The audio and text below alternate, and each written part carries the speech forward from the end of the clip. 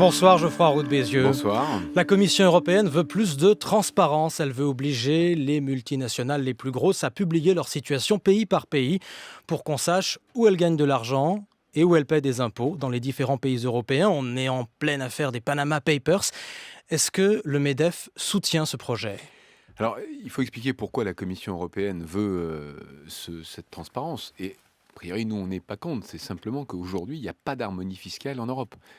Vous avez donc 18 pays, enfin, ça dépend quel périmètre on prend, et vous avez 18 taux d'impôt.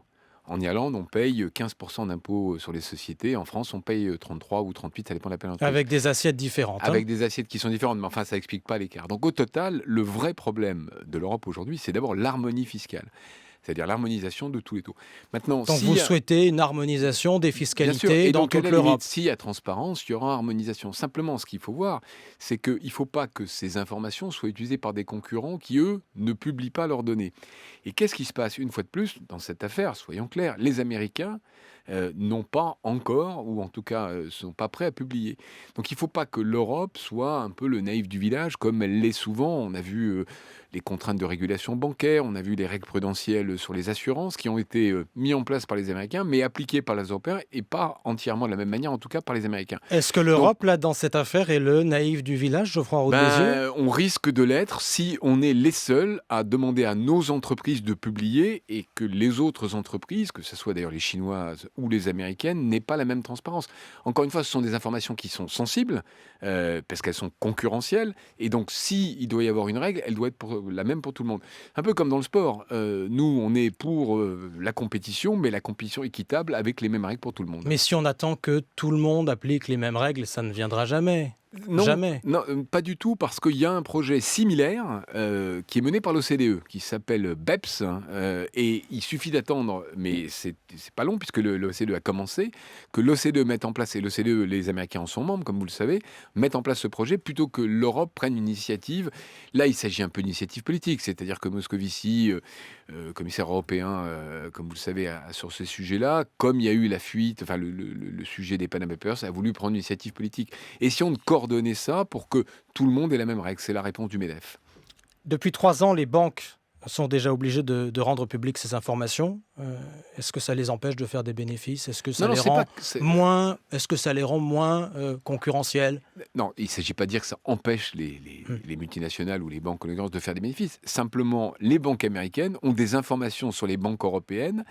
Elles savent où elles gagnent le plus d'argent, elles savent où elles ont le plus de clients. Ce sont des informations concurrentielles qui vont leur permettre, quand elles se déploient en Europe, de mettre leurs investissements au bon endroit. Et on n'a pas la réciproque sur les banques américaines ou sur les banques chinoises. C'est une question d'équité. Si vous voulez, la transparence, ça suppose l'équité et les mêmes règles pour tout le monde. Ce débat, il va venir en France, là, sur ce qu'on appelle le reporting pays par pays, qu'on comprenne bien ce soir la position du MEDEF. Geoffroy Roux de Bézieux, vous soutenez ou pas ? Vous marchez ou pas ? Non, il y a une position qui est très claire. On n'est pas opposé au principe, à condition que ça soit appliqué pour tous les pays. Dans toute l'Europe ? Non, pas dans Non, mais là, toute je vous parle de la position européenne. Il s'agit d'une proposition européenne pour l'Europe, pas pour le monde entier. On ne soutient pas tant que ça sera une proposition seulement européenne. Donc, vous êtes contre. Oui, mais il faut expliquer pourquoi. Vous venez de l'expliquer. Mais donc, non, mais là, il se trouve qu'on a une directive proposée par la Commission. Parce qu'elle est européenne seulement et qu'elle ne s'applique pas aux multinationales qui sont situées aux États-Unis ou en Chine. L'affaire des Panama Papers, qu'est-ce qu'elle va changer ? Est-ce qu'elle va changer quoi que ce soit ? Est-ce qu'elle va rendre plus de transparence là où il en faut ? Je crois que la marche vers la transparence, elle est en cours. Elle a commencé par la Suisse, il y a maintenant 3-4 ans. Elle a continué par, je crois, Singapour. Et il n'est pas possible, ou il est plus possible, ou de moins en moins possible, de tricher. Encore une fois, on n'est pas, nous, évidemment, pour la fraude fiscale. La fraude fiscale, c'est comme le dopage dans le sport. Ça, finalement, c'est un désavantage pour ceux qui jouent dans les règles. Et je peux vous dire que les entreprises françaises, dans la très très grande majorité, elles jouent dans les règles, elles payent juste plus d'impôts que les autres. Mais sinon, elles jouent dans les règles. Donc oui, on est pour la transparence fiscale au MEDEF et on est contre les gens qui ont fraudé ou mis en place des systèmes pour détourner l'impôt. Mais donc, j'ai bien compris, pour revenir à cette directive, en attendant contre la directive européenne proposée tout à l'heure. Je voudrais qu'on parle d'un autre sujet qui est dans l'actualité, qui est très concret. Lui aussi, c'est la réforme du Code du travail et cette proposition du gouvernement qui revient surtaxer les CDD. Une partie des contrats courts est déjà surtaxée. Le gouvernement veut aller plus loin. Qu'allez-vous faire ? Et d'abord, je veux repartir de là où on était. C'était une réforme qui devait simplifier le Code du travail pour permettre aux PME d'embaucher. À l'arrivée, qu'est-ce qu'on a?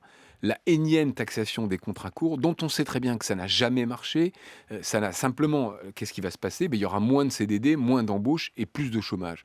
Alors qu'est-ce qu'on va faire? On n'a pas encore décidé. Le MEDEF réunit ses instances mardi prochain, mais tout est sur la table, y compris quitter le débat, enfin, la discussion sur l'assurance chômage, y compris tout ce qu'on peut faire. Parce que si vous voulez, il n'y a pas de dialogue social possible quand le gouvernement prend des mesures unilatérales contre l'emploi et contre les entreprises. C'est une mesure absurde pour les salariés, absurde pour les chômeurs, absurde pour les PME, absurde pour les entreprises. On marche sur la tête. Une fois de plus, la seule réponse politique qu'on a à un problème économique, c'est d'augmenter les impôts dans un pays qui en a déjà trop. Vous envisagez de quitter les négociations sur l'assurance chômage. Tout est C'est la sur la menace de table. la CGPME. Tout est sur la table. Il y aura une réunion la semaine prochaine. Les instances décideront. Donc il n'y a pas de position aujourd'hui, mais tout est sur la table. Mais le problème de fond, Geoffroy Roux de Bézieux, encore une fois, ce sont des chiffres qu'on connaît tous maintenant, près de 90% des embauches en CDD et surtout 70% de ces contrats qui durent moins d'un mois.